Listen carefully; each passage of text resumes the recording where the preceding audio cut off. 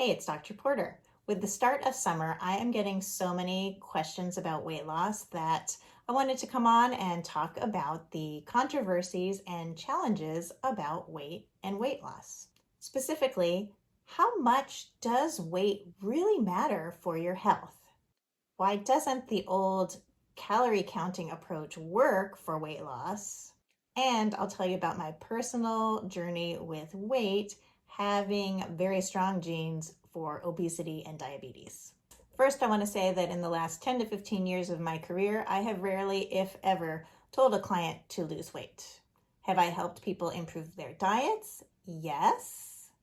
Have people lost weight as a result of working with me? Yes. But I think the focus on weight and BMI is misguided. And in my opinion, these are poor metrics for a person's health and well-being. And I've seen the negative consequences that can come from a person going to see a doctor with a health challenge and them being told, just lose weight. So I stopped playing into that narrative.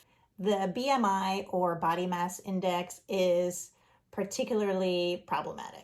First, it was developed on white males, as many things are in the medical industrial complex, so the validity for other ethnic and racial groups may not be there. It also fails to take into account how much fat mass and muscle mass and even water weight a person has, and those can impact how big a person is, how much they weigh, and they're just not part of this measurement.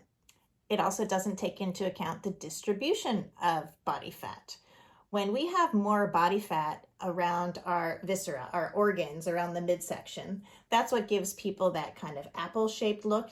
That actually confers more health risks than if you have fat in other places, say a more pear-shaped person. And lastly, the BMI does not reflect metabolic health. I have seen plenty of people who are larger, have a bigger, higher BMI, and are metabolically healthy. And I've also seen a number of people who are what you would call skinny, but they are totally metabolically unhealthy. Some people are just meant to be bigger or smaller. I'm far more concerned about their metabolic health, meaning how well is their body converting the food that they consume into energy, into nutrients, into building blocks for health.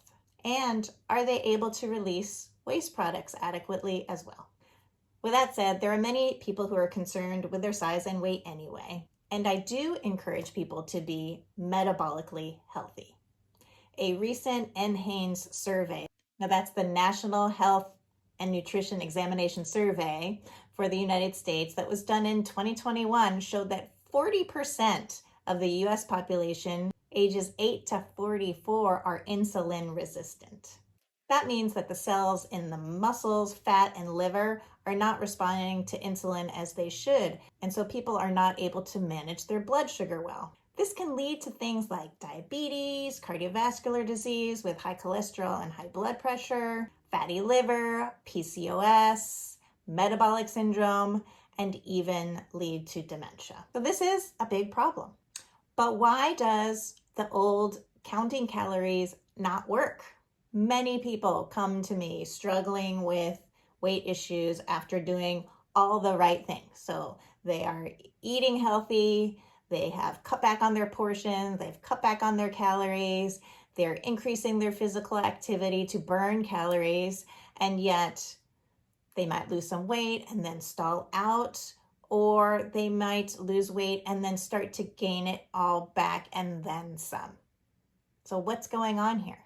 The solution is not to starve yourself more. In fact, that may make the problem even worse. What I have found is that most weight loss approaches don't take into account the following factors. Hormones. So not only thyroid, which is a master regulator of our metabolism, but also our reproductive hormones can play a role.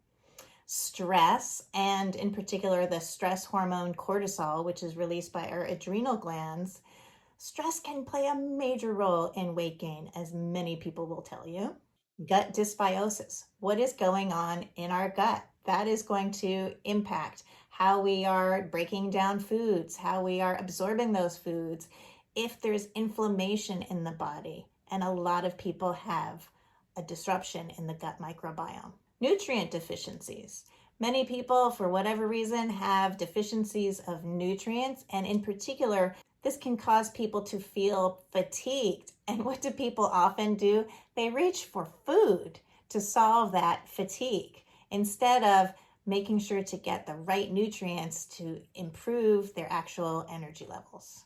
Food sensitivities. This is a big one because people know a lot about food allergies, but there can be non-immune food sensitivities that can cause people to be puffy, inflamed, and hold on to weight. Even healthy foods can sometimes cause these issues. Inflammatory conditions. I see a lot of people with inflammatory issues, whether it's arthritis or a gut issue or an infection, and that can also cause people to hold on to weight. Then there are chemicals in our environment that can act as obesogens, so actually causing obesity, or they disrupt our endocrine or our hormonal system. These toxins or chemicals that have been in the environment are accumulating in our bodies, and most people don't know about it. And lastly, there are genetic differences. Some of these can impact things like obesity and diabetes, like myself, which I'll talk about in a second.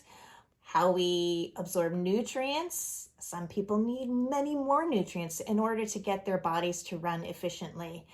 And inflammation. So genetics can impact all of these things. So when I get my clients hormonally balanced, able to manage their stress, free and clear of toxins, reduced in their inflammatory conditions, and nourishing the body and the gut with nutrient-dense foods, not only do they feel a whole lot better, but they end up getting to a healthy weight as well. My personal journey with weight is that I have a lot of strong genes for obesity and diabetes. But luckily, these are genes that don't necessarily have to be expressed. And for many of the genes that we have, the expression of those genes depends on what we do, our lifestyle, what foods that we eat, how do we sleep, how do we manage stress, what's in our environment. All of these things can dial up or dial down whether or not your genes are being expressed. So right now, the things that I'm doing are dialing those obesity and diabetes genes way down.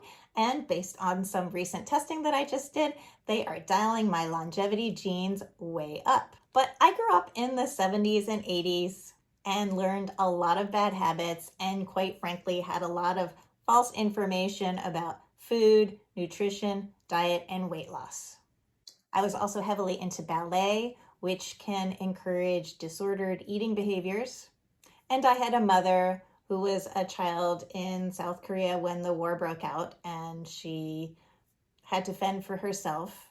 She ended up developing a food addiction that she struggled with for a lifetime and struggled with her weight my whole lifetime. So I was on multiple diets right along with her. Nutrisystem, Weight Watchers, Herbalife, we did it all. So I watched a lot of this misinformation, the counting calories, the struggle, the shame. I was right there with her. And my father was a child during the Depression era, so he was part of the Clean Your Plate Club. And I think to this day, I don't know if he understands what it means to feel full versus just clearing your plate.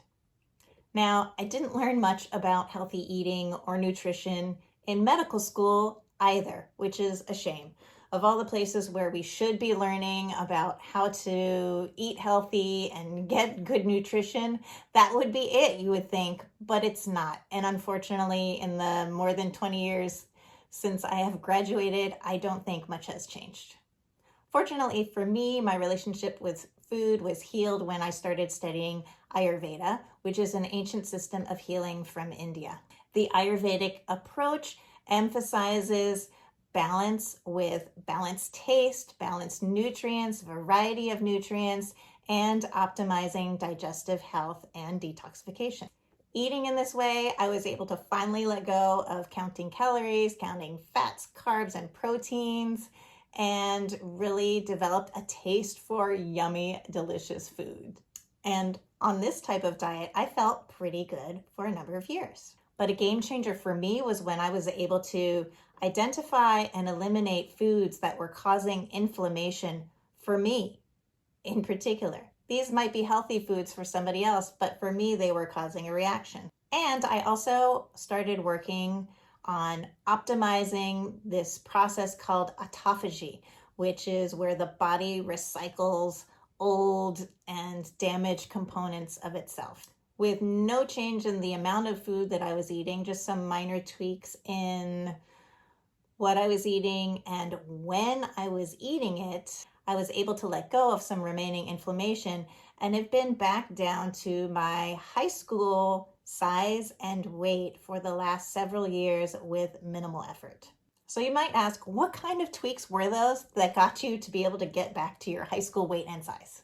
One interesting thing that I've noticed is that a lot of the foods that I consume are ones that naturally increase GLP-1.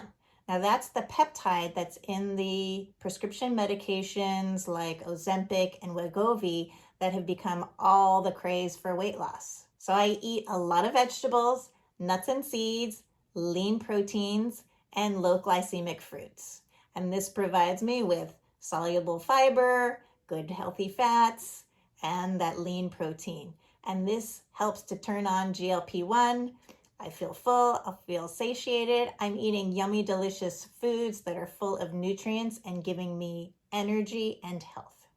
I also try to fast overnight for 12 hours. So I generally go from 7 p.m. to 7 a.m., usually probably at least 5 days a week. And that allows that process called autophagy to turn on, which recycles the damaged cells, and it seems to improve metabolic health. And I do believe all of this was jump-started for me when I started doing the Prolon 5-day fasting mimicking diet. Now that's a 5-day program where you're eating a small amount of foods, but it's tricking your body into thinking that it's fasting. So you get all of the benefits of fasting while still eating. Now I'll tell you, I love to eat. So the first time that I got this Prolon kit, I actually held on to it for 6 months because I didn't want to fast. I didn't want to not eat. I was afraid. But when I finally did it, I'll tell you, I felt so good. By the 4th day, my mind was clear, my inflammation was down, my energy was great, and I did not feel hungry on this 4th day. So much so that I ended up doing the Prolon fasting mimicking diet a couple more times. But I do believe that that's what jump-started all of this for me, and I've been able to maintain it just by eating how I explained. So if you're struggling with your weight or your metabolic health and you are feeling stuck, you're at a plateau, or you're not sure what to do, I would encourage you to look for a functional medicine provider like myself who can guide you and not just tell you to eat a lower portion size and reduce your calories and start burning more calories. There's more to it than that. It's important to look at your overall health, and by addressing all of these things, you're not only going to lose weight and feel great, but you're going to improve your health in every situation. Your cardiovascular health, your mental health, your brain health, your cognitive health. Using food as medicine is a great way to tackle all of these issues.